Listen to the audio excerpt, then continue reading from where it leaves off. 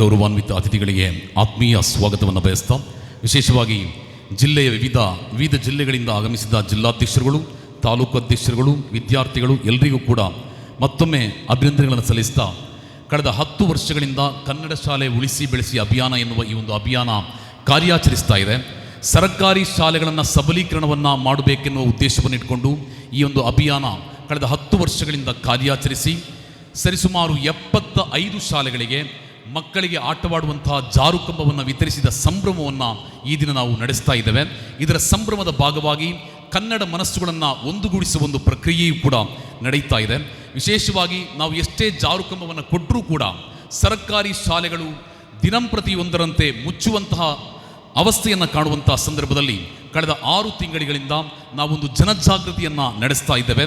ಸರ್ಕಾರಿ ಶಾಲೆಗಳನ್ನು ಕಾಪಾಡಬೇಕಾಗಿರುವಂತಹ ವರ್ತಮಾನ ಕಾಲದಲ್ಲಿ ನಾವು ಹಲವಾರು ಸಂದಿಗ್ಧ ಸವಾಲುಗಳನ್ನು ಕೂಡ ಎದುರಿಸುವಂಥ ಈ ಸಂದರ್ಭದಲ್ಲಿ ಸರ್ಕಾರಿ ಶಾಲೆಗಳನ್ನು ಕಾಪಾಡಬೇಕಾಗಿರುವುದು ನಮ್ಮನ್ನಾಳುವ ಸರ್ಕಾರವಾಗಿದೆ.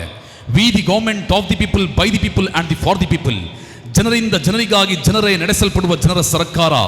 ನಮ್ಮನ್ನಾಳುವ ಸರ್ಕಾರದ ಜನಪ್ರತಿನಿಧಿಗಳು ಅನೇಕರು ಪ್ರೈವೇಟ್ ಸ್ಕೂಲ್ ರನ್ ಮಾಡ್ತಾರೆ. ಆದ ಕಾರಣ ಸರ್ಕಾರಿ ಶಾಲೆಗಳ ಬಗ್ಗೆ ಗಮನ ಹರಿಸದೆ ವರ್ಷಕ್ಕೆ 100 ಶಾಲೆಗಳು ಮುಚ್ಚುತ್ತಿವೆ ಎನ್ನುವ ಅಭಿಪ್ರಾಯ ಸಾರ್ವಜನಿಕ ವಲಯದಲ್ಲಿ ವ್ಯಾಪಕವಾಗಿ ಕೇಳಿಕೊಡ್ತಾ ಇದೆ. ಇವತ್ತು ಹಲವಾರು ಕಡೆಗಳಲ್ಲಿ ಕನ್ನಡ ಶಾಲೆ ಉಳಿಸಿ ಬೆಳೆಸಿ ಅಭಿಯಾನವನ್ನು ಜಿಲ್ಲೆಯ ವಿವಿಧ ಭಾಗಗಳಲ್ಲಿ ನಾವು ಅಭಿಯಾನವನ್ನು ಆಯೋಜನೆ ಮಾಡಿದಂತಹ ಸಂದರ್ಭದಲ್ಲಿ ನಮಗೆ ಹಲವಾರು ಸಾರ್ವಜನಿಕರು, ಪೋಷಕರು, ವಿದ್ಯಾರ್ಥಿಗಳ ಹೆತ್ತವರು ನಮ್ಮೊಂದಿಗೆ ಕೇಳಿದಂತಹ ಒಂದು ಪ್ರಶ್ನೆಯಾಗಿದೆ: ರಾಜ್ಯ 1, 2 ಶಿಕ್ಷಣ ಪದ್ಧತಿ ಯಾಕೆ? ಪ್ರತಿ ಮಗುವಿನ ಮೂಲಭೂತ ಹಕ್ಕಾಗಿರುವ ಶಿಕ್ಷಣವನ್ನ ಮಾರಾಟದ ವಸ್ತುವನ್ನಾಗಿ ಮಾಡಿದ್ದು ಯಾಕೆ? ಸರ್ಕಾರದಿಂದ ಸಂಬಳವನ್ನು ಪಡೆದು ಜನರಿಗಾಗಿ ಸರ್ಕಾರಿ ಶಾಲೆಗಳ ಬಗ್ಗೆ ಅರಿವನ್ನು ಮೂಡಿಸಬೇಕಾಗಿದ್ದ ಅಧಿಕಾರಿಗಳು ಸರ್ಕಾರಿ ಶಾಲೆಗಳಲ್ಲಿ ತಮ್ಮ ಮಕ್ಕಳನ್ನು ಸೇರಿಸುತ್ತಿಲ್ಲ ಯಾಕೆ? ಸಣ್ಣ ಪ್ರಾಯದ ಮಕ್ಕಳನ್ನ ಬಾಲ್ಯದಿಂದಲೇ ವಿಭಾಗ ಮಾಡುತ್ತಿರುವುದು ಯಾತಕ್ಕಾಗಿ? ಸರ್ಕಾರಿ ಶಾಲೆಗಳಿಗೆ ಎಲ್ಲ ವ್ಯವಸ್ಥೆಯನ್ನು ಒದಗಿಸಿಕೊಟ್ಟರೂ ಕೂಡ ಪೋಷಕರು ಭ್ರಮಾಲೋಕದಲ್ಲಿ ತೇಲಾಡಿ ಪರಸ್ಪರ ಸಾಲಗಾರರಾಗುತ್ತಿರುವುದು ಯಾತಕ್ಕಾಗಿ? ಶಿಕ್ಷಣಕ್ಕಾಗಿ ಅನಗತ್ಯ ಹಣವನ್ನು ಖರ್ಚು ಮಾಡುತ್ತಿರುವುದು ಯಾಕೆ? ಸರ್ಕಾರಿ ಶಾಲೆಗಳ ಬಗ್ಗೆ ವೇದಿಕೆಯಲ್ಲಿ ಮಾತನಾಡುವವರು ತಮ್ಮ ಸ್ವಂತ ಮಕ್ಕಳನ್ನ ಸರ್ಕಾರಿ ಶಾಲೆಗಳಲ್ಲಿ ಓದಿಸುತ್ತಿಲ್ಲ ಯಾಕೆ? ಗ್ರಾಮೀಣ ಭಾಗದ ಮಗುವಿಗೆ ಸಿಗಬೇಕಾದ ಆಧುನಿಕ ತಂತ್ರಜ್ಞಾನ, ಕಂಪ್ಯೂಟರ್ ಶಿಕ್ಷಣ ನಗರದ ಶ್ರೀಮಂತ ಮಕ್ಕಳಿಗೆ ಮಾತ್ರ ಸೀಮಿತವಾಗುತ್ತಿದೆ ಯಾಕೆ? ಈ ನಾಡಿನಲ್ಲಿ ಹುಟ್ಟಿ, ಈ ನಾಡಿನ ಅನ್ನವ ತಿಂದು, ಈ ಗಾಳಿಯನ್ನು ಸೇವಿಸಿ, ಈ ನಾಡಿನಲ್ಲೇ ಬೆಳೆದು, ಈ ನಾಡಿನ ಭಾಷೆಯಾಗಿರುವ ಕನ್ನಡಕ್ಕೆ ಇಂಗ್ಲಿಷ್ಗೆ ಸಿಕ್ಕಿದಷ್ಟು ಮಾನ್ಯತೆ ಸಿಗ್ತಾ ಇಲ್ಲ ಯಾಕೆ? ಇಂಗ್ಲಿಷ್ ಮೀಡಿಯಂಗೆ ಸೇರಿಸಿ ಪೋಷಕರು ಸಾಲಗಾರರಾಗುತ್ತಿದ್ದಾರೆ ಯಾಕೆ? ಅಷ್ಟು ಮಾತ್ರವಲ್ಲ, ಅನುದಾನಿತ ಶಾಲೆಗಳಿಗೆ 25 ವರ್ಷಗಳಾಯಿತು, ಶಿಕ್ಷಕರ ನೇಮಕಾತಿಯೇ ನಡೆದಿಲ್ಲ. ಇದು ಯಾತಕ್ಕಾಗಿ? ಶಿಕ್ಷಣಕ್ಕಾಗಿ ಸಾವಿರಾರು ಕೋಟಿಗಳ ಬಜೆಟ್ ಅನ್ನು ಮೀಸಲಿಟ್ಟಿದ್ದೇವೆ ಎಂದು ಹೇಳುವ ಸರ್ಕಾರ ಶಿಕ್ಷಕರಿಲ್ಲದೆ ಶಾಲೆಗಳನ್ನ ಅತಂತ್ರ ಸ್ಥಿತಿಗೆ ದೂಡ್ತಾ ಇದೆ ಯಾಕೆ?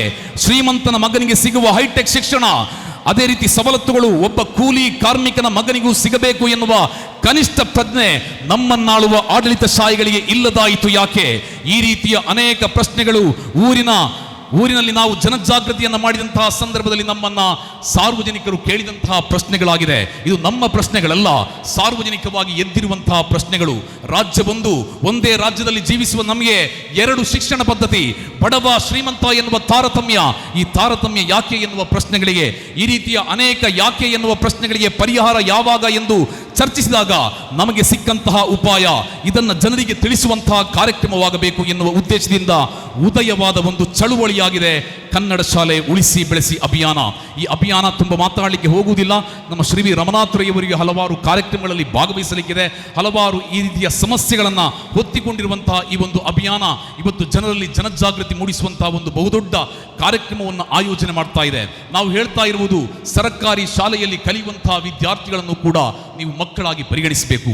ಅವರಿಗೂ ಕೂಡ ಇಂಗ್ಲಿಷ್ ಭಾಷೆಯನ್ನು ಕಲಿಸಿ, 1ರಿಂದ ಇಂಗ್ಲಿಷ್ ಭಾಷೆಯನ್ನು ಅವರಿಗೂ ಕೂಡ ಬೋಧಿಸಿ, ಸಮಾನ ಶಿಕ್ಷಣವನ್ನು ಮಾಡಿ, ಶಿಕ್ಷಣದಲ್ಲಿ ತಾರತಮ್ಯ ಎನ್ನುವುದು ಇರಬಾರದು, ಸರ್ವರಿಗೂ ಸಮಬಾಳು, ಸರ್ವರಿಗೂ ಸಮಪಾಲು ಎನ್ನುವ ಶಿಕ್ಷಣವನ್ನ ಜಾರಿಗೆ ತರಬೇಕು ಎನ್ನುವುದಾಗಿದೆ ಕನ್ನಡ ಶಾಲೆ ಉಳಿಸಿ ಬೆಳೆಸಿ ಅಭಿಯಾನ. ಅದೇ ರೀತಿ ಇಂಗ್ಲಿಷ್ ಮೀಡಿಯಂಗಳಲ್ಲಿಯೂ ಕೂಡ ಈ ನೆಲದ ಭಾಷೆಯಾಗಿರುವ ಕನ್ನಡ ಭಾಷೆಯನ್ನು ಕಡ್ಡಾಯಗೊಳಿಸಬೇಕು ಎನ್ನುವ ಒಂದು ಬಹುದೊಡ್ಡದಾದ ಬೇಡಿಕೆಯನ್ನು ಕೂಡ ನಾವು ಹೇಳ್ತಾ ಇದ್ದೇವೆ. ಅದೇ ರೀತಿ ಇತ್ತೀಚೆಗೆ KPS ಶಾಲೆಗಳನ್ನು ಪ್ರಾರಂಭಿಸುವಂತಹ ಒಂದು ಯೋಜನೆ ಇದೆ. ನಾವು ಹೇಳ್ತಾ ಇರುವುದು ಕಟ್ಟಡಗಳನ್ನು 1000 ಕಟ್ಟಬಹುದು, ಆದರೆ ವಿದ್ಯಾರ್ಥಿಗಳ ಮೆದುಳಿಗೆ ಬೇಕಾಗಿರುವಂತಹ ಶಿಕ್ಷಣವನ್ನ ಕೊಡುವಂತಹ ಕೆಲಸ ಇದುವರೆಗೆ 47,000 ಶಾಲೆಗಳು ಇವತ್ತು ಕರ್ನಾಟಕ ರಾಜ್ಯದಲ್ಲಿ ಕಾರ್ಯಾಚರಿಸ್ತಾ ಇದೆ. ಆ ಎಲ್ಲ ಶಾಲೆಗಳಿಗೆ ಡಿಜಿಟಲ್ ವ್ಯವಸ್ಥೆಯ ಮೂಲಕ, ಈ ಒಂದು ಡಿಜಿಟಲ್ ವ್ಯವಸ್ಥೀಕರಣಗೊಳಿಸುವುದರ ಮೂಲಕ ಎಲ್ಲ ಸರ್ಕಾರಿ ಶಾಲೆಗಳಲ್ಲಿ ಏಕಕಾಲಕ್ಕೆ ಶಿಕ್ಷಣವನ್ನು ಬೋಧಿಸುವಂತಹ ಕ್ರಮಕ್ಕೂ ಕೂಡ ಮುಂದಾಗುವಂತಹ ಅನಿವಾರ್ಯತೆ ಇದೆ. ಈ ರೀತಿಯಾಗಿ ಮುಂದುವರಿದರೆ ಮಾತ್ರ ಇವತ್ತು ಏನಾಗಿದೆ, ಸಮಾಜವನ್ನು ಕಾಪಾಡಿಕೊಳ್ಳಬೇಕಾದವರು, ಈ ಸಮಾಜದ ಪ್ರಪ್ರಥಮ ತಾರತಮ್ಯ, ಪ್ರಪ್ರಥಮ ಅಸಮಾನತೆ ಹುಟ್ಟುವುದು ಎಲ್ಲಿ ಅಂತ ಹೇಳಿದ್ರೆ ಅದಾಗಿದೆ ವಿದ್ಯಾರ್ಥಿಗಳ ಬಾಲ್ಯವನ್ನ ವಿಭಾಗ ಮಾಡುತ್ತಿರುವುದು. ಇವತ್ತು ಜಾತಿಗೊಂದು, ಧರ್ಮಗೊಂದು, ಅದೇ ರೀತಿ ವಿವಿಧ ವರ್ಗಕ್ಕೊಂದು, ಪಕ್ಷಕ್ಕೊಂದು ಒಂದರಂತೆ ಶಾಲೆಗಳು ನಿರ್ಮಾಣವಾಗ್ತಾ ಹೋದ್ರೆ ಭವಿಷ್ಯದಲ್ಲಿ ಒಂದು 10 ವರ್ಷ ಕಳೆದರೆ ಈ ಸಮಾಜದ ಪರಿಸ್ಥಿತಿ ಎಲ್ಲಿಗೆ ಬಂದು ತಲುಪುವುದು ಎಂಬುದನ್ನು ಪ್ರಜ್ಞಾವಂತರಾದ ನೀವೆಲ್ಲರೂ ಕೂಡ ಅರ್ಥ ಮಾಡಿಕೊಳ್ಬೇಕು. ನಮ್ಮ ಹಲವಾರು ನಿವೇದನೆಗಳಿದೆ, ಈ ನಿವೇದನೆಯನ್ನು ಕೇಳ್ಕೊಳ್ಬೇಕು ಎನ್ನುವ ಉದ್ದೇಶವನ್ನು ಇಟ್ಕೊಂಡು ನಾವು ಈ ಶಿಕ್ಷಣ ಮಂತ್ರಿಗಳನ್ನು ಕೂಡ ಆಹ್ವಾನವನ್ನು ಮಾಡಿದ್ದೆವು, ರಾಜ್ಯದ ಪ್ರಮುಖರನ್ನು ಆಹ್ವಾನ ಮಾಡಿದ್ದೆವು.